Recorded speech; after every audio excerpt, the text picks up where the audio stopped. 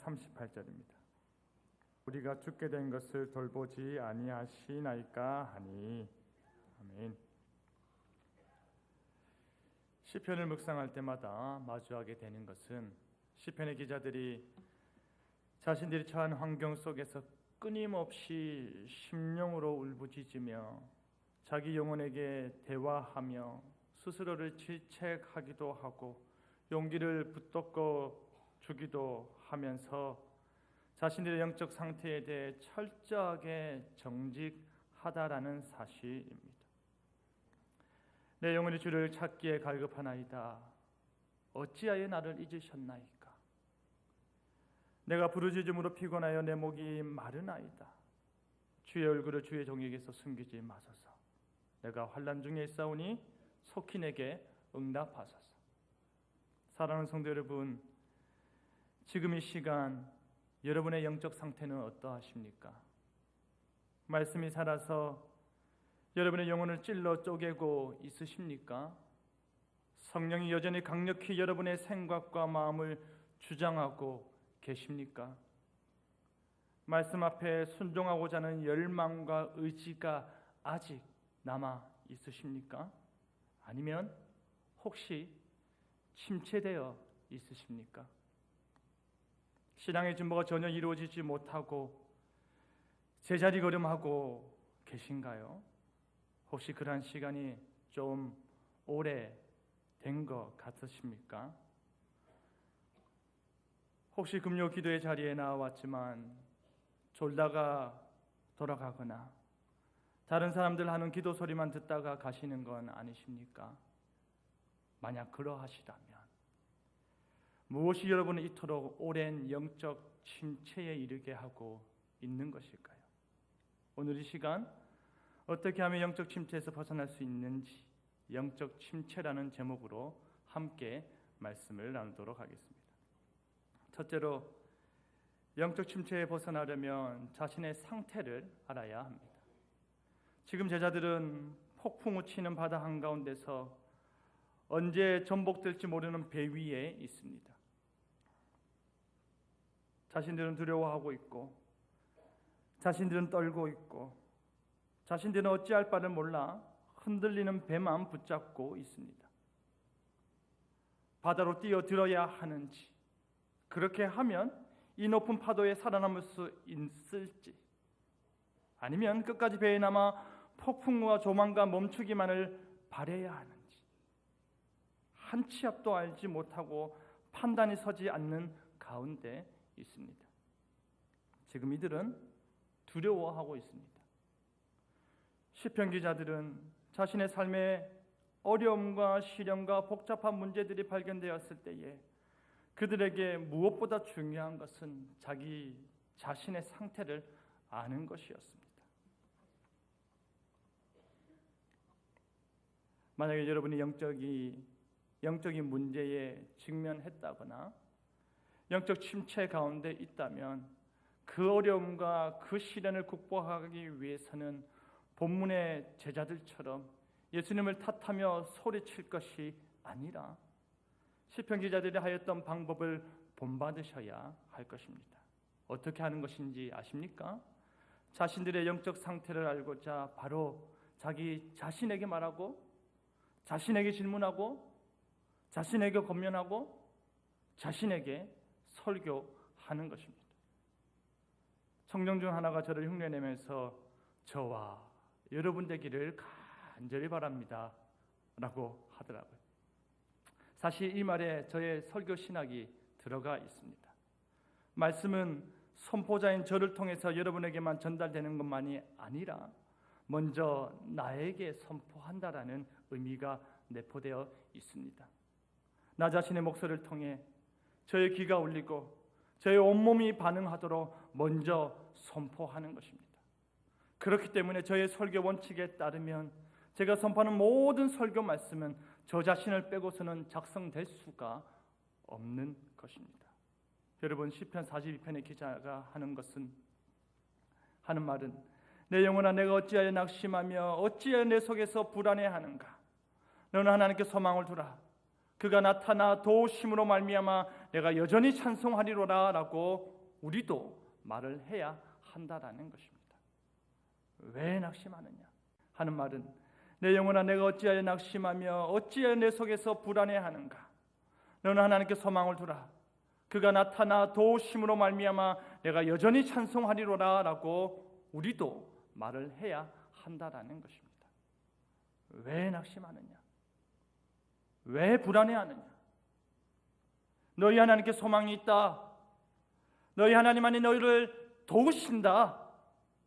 이 말들을 스스로에게 외쳐라 하라는 것입니다. 요한 웨슬리가 대서양을 건너는 중 폭풍으로 인해 죽음의 공포에 휩싸인 적이 있었습니다. 하지만 그와 함께 있던 모라비안인들은 자기와 다르게 너무 평온한 것을 본 순간 웨슬리는 깨달은 것이 있었습니다. 그것이 무엇인지 아십니까? 저들이 믿고 있는 하나님을 나는 알지 못하고 있다라는 것입니다. 같은 상황이지만 반응이 다르다라는 것이죠. 웨슬리는 하나님을 알기 위해 그의 법에 직면하고자 했습니다. 너는 내 마음을 다하고 목숨을 다하고 뜻을 다하고 힘을 다하여 주 너의 하나님을 사랑하고 있느냐? 너는 그와 같이 내 이웃을 내 몸과 같이 사랑하고 있느냐? 라는 이 계명에 직면하였던 것입니다. 이 말씀은 단순히 내가 하나님에 대해 무엇을 알고 있는가가 중요한 것이 아니라 나는 내가 알고 있는 그 하나님을 즐거워하며 내 삶의 중심으로 두고 있는가가 중요한 것입니다. 하나님께서 우리 존재의 의미이며 가장 큰 기쁨의 원천인지를 물어야 한다라는 것입니다. 그러한 관점에서 내가 지금 어디에 있는가가 중요한 것이 아니라 내가 지금 하나님과 어떠한 관계를 누리고 있는가가 중요하다라는 것입니다. 내가 어디 있느냐라는 질문에 내가 벗었으므로 두려워하여 숨었나이다 라고 대답한 것과 같이 자신의 상태를 정확히 파악하지 않고서는 결단코 영적 회복은 일어날 수 없는 것입니다. 여러분은 정녕 어떠한 영적 상태이십니까? 둘째로 영적 침체에 벗어나려면 예수님을 진실로 만나야 합니다. 사람은 하나님과 교제 나누며 그를 즐거워하고 그와 동행하며 살도록 지음받았는데 그러지 못하는 것이 죄입니다. 죄의 본질은 우리가 전적으로 하나님의 영광을 위해 살지 못하게 하는 것입니다. 그 죄의 본질은 우리로 영적 침체에 빠지게 하고 그 죄의 본질은 하나님의 영광을 가리게 하는 것입니다. 그렇다면 어떻게 해야 영적 침체를 극복할 수 있을까요? 하나님과의 만남과 교제의 기쁨을 발견하고 그 기쁨을 회복해야 하는 것입니다. 그렇다면 그 기쁨이 발견되고 그 기쁨이 회복되기 위해서는 또한 무엇을 해야 할까요? 진리이신 예수님을 인정하는 것입니다. 혹자는 무슨 소리 하십니까? 오직 예수, 오직 은혜, 오직 믿음, 이것이 나의 신앙 고백입니다 라고 말할 수 있습니다. 하지만 말씀이 육신 되신 예수님을 있는 그대로 인정하는 것을 말하는 것입니다.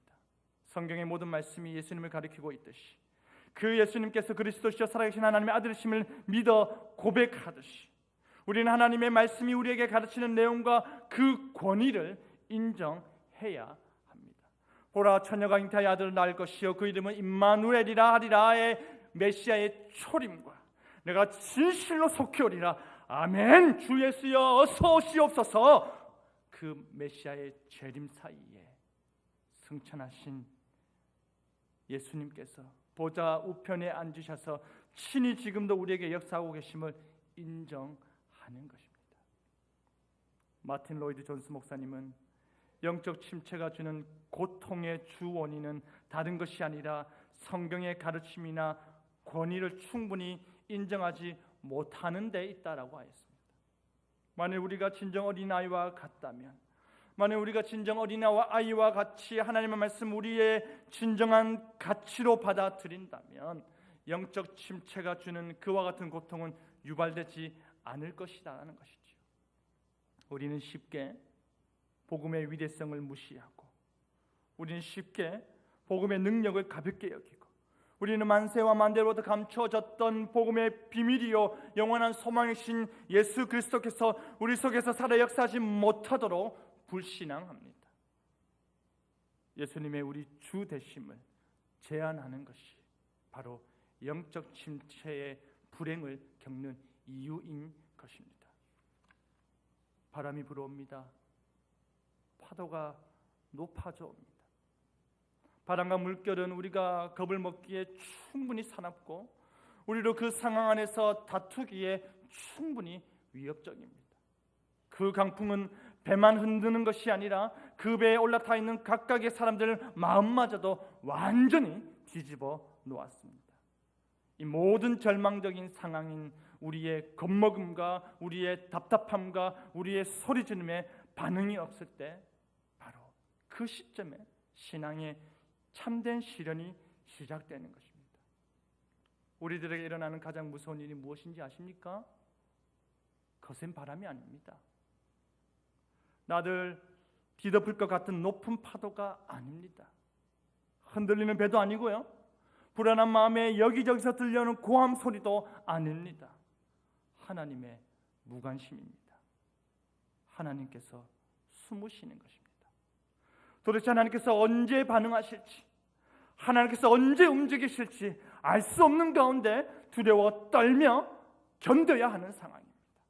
선생님이야 우리가 죽게 된 것을 돌보지 아니하시나이까? 주여 주여 우리가 죽겠나이다. 여러분, 지금 이렇게 소리 지르는 자들이 누구입니까? 이들은 바로 방금 배에 올라타기 전까지 예수님께서 다른 사람들에게 말씀과 치유의 기적을 베푸시는 것을 목도한 자들이었습니다. 바로 그의 능력을 아는 자들이 우리는 왜 돌보지 않으십니까? 라고 긴박하게 부르짖는 것입니다. 방금 전까지만 하여도 하나님 나라의 설교를 들으며 흥분하였던 그들이, 방금 전까지만 하여도 기적을 경험하며 확신하였던 그들이, 함께한다는 이유로 평안하였던 그들이 지금 몰아치는 파도와 바람에 마치 배가 부서질 것 같고 물에 잠길 것 같고 생일 끝나는 것처럼 자신들의 상황을 그렇게 몰아붙이고 있는 것입니다. 믿음이 없는 것입니다. 능력의 예수님과 함께 있으면서도 두려움이 믿음을 제거해 버린 것입니다. 여러분, 참된 믿음이 무엇인지 아십니까? 참된 믿음은 공포를 거절하는 것입니다. 믿음은 생길 수 있는 두려움을 단호히 거절하는 것입니다. 주께서 함께 타고 계신 배는 결코 가라앉지 않는다. 주님과 함께하는 자들은 결코 이 바람과 물결에 가라앉을 수 없다. 그건 불가능한 일이다. 혹시 침몰한다 하더라도, 혹시 침몰해야만 한다 하더라도 갈아탈 구조선은 반드시 있다. 그 어떤 경우라도 하나님께서는 우리를 사랑하시며 우리를 돌아보신다. 바로 이 고백이 참된 믿음의 고백인 것입니다. 예수님을 향한 믿음이 우리의 두 다리를 굳게 붙들기 진심으로 바랍니다. 예수님을 인격적으로 만나시길 바랍니다. 그를 진실로 인정하시길 바랍니다. 혹시 그가 주무시고 계신다 하더라도, 그가 무관심한 듯 하여도 그분은 여전히 우리 주님 되심을 의심하거나 부정하거나 불신앙하지 마시고 그 어떠한 상황 속에서도 예수님을 진심으로 인정하고 만나시는 저와 여러분 되기를 간절히 바랍니다. 셋째로, 영적 침체에서 벗어나려면 말씀에 순종하시길 바랍니다. 로이드 존스 목사님께서는 말씀하시기를 영적 침체를 이겨낼 수 있는 힘은 성경과 교리에 대한 지식이라 하였습니다. 참된 믿음의 원리는 교리를 알고 이해하는 것에서 역사하기 때문입니다. 그것이 성경적인 방법이라고 강도 높게 말하는 것을 우리는 들을 필요가 있는 것입니다. 왜냐하면 우리의 영적인 문제, 영적인 침체에 대한 해결책은 결국에 오직 그리스도를 아는 지식에 있기 때문입니다. 말씀도 모르고 하나님의 능력도 모르는 상태에서 벗어나기 원하신다면 먼저 말씀을 듣고 배워야 하는 것입니다. 그 그 수고가 없고서는 영적 침체에서 벗어날 수 없습니다. 계속 잠을 자기 원하신다면 주무시면 됩니다. 허나 그 영적 침체에서 일어나시길 원하신다면 깨어 말씀을 듣고 배우고 힘쓰셔야 하는 것입니다.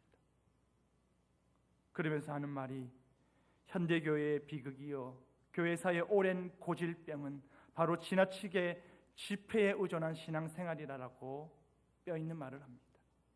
그곳에서 일어나는 감정적 결단은 실제로 역사하는 힘이 약하다라는 것이지요. 여러분, 사도 바울이 전한 복음은 여러 교회에서 동일하고 정확하게 같은 복음이었습니다. 바울이 같은 복음을 같은 열정으로 전하였다 하더라도 어떤 곳에서는 그의 사도직이 의심되었고 어떤 곳에서는 돌에 맞아 죽을 위협에 있기도 하였고 어떤 곳에서는 쫓겨나기도 하였습니다. 동일한 말씀이 선포될 때 반응이 제각기였고 하나님의 역사도 달랐습니다. 저의 신앙의 스승들인 존 위클리프와 얀 후스와 존 칼빈 선생님들도 사도 바울과 같이 교회를 교회되게 하기 위하여서 부단히 노력하였지만 그들 중 누군가는 교회로부터 추방당하였고 화형당하기도 하였습니다. 존경하는 종교개혁가요 스승인 이 세 분은 성경을 그럼에도 불구하고 가르쳤고 성경을 실천하였고 성경적 가르침으로 교회를 세워나가고자 하였습니다. 여러분은 말씀이 가르쳐지고 말씀 앞에 순종이 요구될 때에 어떻게 반응하십니까? 폭풍우도 예수님의 말씀에 순종하였습니다. 그렇게 거세게 불던 바람도 파도도 그 예수님 한마디에 순종하였습니다. 여러분은 어떠하십니까? 여러분은 말씀이 선포될 때 그 말씀 앞에서 정말 순수하게 자신의 벌거벗은 영적 상태를 드러내고 계십니까? 정말 말씀과 자신의 영적 상태를 부딪히고 직면하여 하나님의 말씀이 여러분을 이기게 하십니까? 하나님의 말씀이 여러분을 굴복해 하고 계십니까? 쉽지가 않습니다. 그것은 오직 철저한 훈련을 통해서만 이루어질 수 있는 것입니다. 왜 신앙생활을 오래 했음에도 불구하고 왜 예수님을 믿고 변화되었음에도 불구하고 왜 우리의 성품은 그리 달라지지 않을까요? 노력하지 않기 때문입니다. 철저하게 훈련하지 않기 때문입니다. 우리는 온갖 휘황찬란한 변명의 옷을 입고 나아가는 것이 아니라 벌거벗은 상태로 나아가야 합니다. 그래야 하나님께서 만나주시고 회복시켜 주시는 것입니다. 여러분의 삶을 한번 뒤돌아보시길 바랍니다. 여러분의 삶 속에서 하나님과 상관없이 일어난 일이 있으십니까? 오늘 하루 동안 하나님과 상관없이 발생한 일이 있으십니까? 혹시 하나님과 상관없이 일어난 일이 있다고 하신다면 여러분은 그리스도인이 아니십니다. 여러분에게 일어나는 모든 일들이 하나님과 상관 있는 일입니다. 혹시 그 일이 유쾌하거나 불쾌하더라도 그 모든 일은 우리에게 교훈하시고 가르치시기 위한 하나님의 교육임을 기억하시길 바랍니다. 하나님께서 이스라엘 백성들을 40년 동안 낮추시며 그들을 시험하신 이유가 무엇입니까? 이스라엘 백성들로 그 광야 40년 동안 가난해지기도 했고 질병에 걸리기도 하였고 원하는 대로 되지도 않게 하신 이유가 무엇입니까? 그들을 아프게 하신 이유가 무엇입니까? 하나님께서는 그들의 마음이 어떠한지 그들이 그 명령을 지키는지 안 지키는지 알기 원하셨습니다. 그들은 사람이 떡으로만 산다고 여길지 몰라도 그들은 그것이 중요하여 일곱째 날에 들러 나아가 만나를 찾았을지는 몰라도 하나님께서 그들에게 가르치시는 것은 여호와의 입에서 나오는 모든 말씀으로만 우리가 살 수 있다라는 것입니다. 그들로 하여금 하나님의 뜻을 더더욱 생각나도록 알 때까지 그 자리에 들어 눕히시는 것입니다. 그렇게 하나님께서는 자신의 목적을 우리에게 알리시는 것입니다. 하지만 정말로 비참한 것은 하지만 정말로 마음 아픈 것은 바로 하나님께서 침묵하시고 숨으시는 것입니다. 하나님께서 마치 자신의 존재를 숨기시고 자신의 얼굴을 감추시고 자신의 입을 닫으실 때가 있으십니다. 호세아 5장 15절의 말씀과 같이 하나님께서 저희가 그 죄를 뉘우치고 내 얼굴을 구하기까지 나는 기다리리라. 완전히 자신을 감추시는 것입니다. 혹시 여러분에게 하나님께서 숨으신 듯 하십니까? 혹시 여러분이 하나님께로부터 버림받으신 듯 하십니까? 성령의 만지심이 전혀 나타나지 않으십니까? 하나님께서 그의 자녀인 우리를 징계하시는 것입니다. 그런데 여러분, 하나님께서 우리를 징계하시는 것은 히브리서 12장의 말씀과 같이 우리를 사랑하시기 때문인 것을 기억하시길 바랍니다. 히브리서 12장 7절에 너희가 징계를 견디어내면 하나님께서 너희를 아들들로 대우하실 것이니와 에서 말씀과 같이 하나님께서는 우리를 아들로 대하기 원하십니다. 그리스도인인 우리여시도 아들로 대우받기 원한다면 참고 견뎌내야 하는 것입니다. 그 징계를 견뎌내야 하는 것입니다. 하지만 우리가 주의해야 하는 것이 있습니다. 사탄도 욥으로 질병에 걸리게 하였고 모든 소유를 앗아갔습니다. 우리의 타락한 본성도 우리로 질병에 걸리게 하고 우리의 정욕도 우리의 모든 소유를 한순간에 날려버릴 수 있게 합니다. 모든 징계가 하나님께서 반드시 보낸 것은 아니다라는 것입니다. 그렇기 때문에 우리는 더더욱 어떠해야 할까요? 우리 자신을 하나님의 말씀 앞에서 검증받도록 잘 살펴보아야 하는 것입니다. 시편 119편 67절에서 시편 기자는 고난당하기 전에 내가 그릇 행하였더니 이제는 주의 말씀을 지키나이다 라고 하였습니다. 고난을 통해서야 시편 기자는 생각했던 것입니다. 그리고 말씀 앞에 다시 섰던 것입니다. 그리고 그 말씀을 귀로만 듣고 흘리는 것이 아니라 순종하고자 했던 것입니다. 여러분, 기도는 간구하는 것만이 아니라 간구하기 위해 먼저 하나님의 존전에 나아가 그 하나님과 대면하는 것입니다. 지금 내가 대면하고 있는 분이 우리의 아버지 하나님이심을 인지하고 그 임재 안에서 우리 자신을 쏟아 붓는 것입니다. 그것이 기도입니다. 바로 그러할 때에 하나님께서 우리에게 힘을 주실 것입니다. 숨어 계신 하나님께서 우리에게 나타나실 것입니다. 여러분이 대면하신 그 하나님께서 말씀하실 것입니다. 바람도 순종하였습니다. 파도도 순종하였습니다. 온 천하 만물도 순종하였습니다. 여러분은 어떻게 하시겠습니까? 하나님께서 여러분 개개인의 마음에 하시는 말씀 앞에서 오늘 이 시간에도 여러분 심령 가운데 울려 퍼지는 그 개개인에게 하시는 그 말씀 앞에서 성령이 하나님의 말씀으로 여러분의 심령을 찔러 쪼개면서까지 우리의 영과 혼과 골수를 찔러 쪼개면서까지 하시는 그 말씀 앞에서 여러분은 어떻게 하시기 원하십니까? 순종하는 저와 여러분이기를 간절히 바랍니다. 사랑하는 성도 여러분, 구약의 역사를 볼 때에 이스라엘은 400년 동안 애굽 종살이를 했습니다. 이스라엘은 40년 동안 광야 생활을 했습니다. 사사시대에는 수차례 수십 년간 압제를 당하였습니다. 예루살렘이 멸망당한 후 귀환하기까지 약 50년간 포로 생활을 해야 했습니다. 여러분, 생각보다 긴 시간 동안 이스라엘은 영적 침체의 시간을 보냈습니다. 그리고 그들은 그것이 침체인지 모르고 보냈습니다. 그 영적 침체를 끊어버리기 위해 비나스처럼 창을 들고 일어난 자도 있었습니다.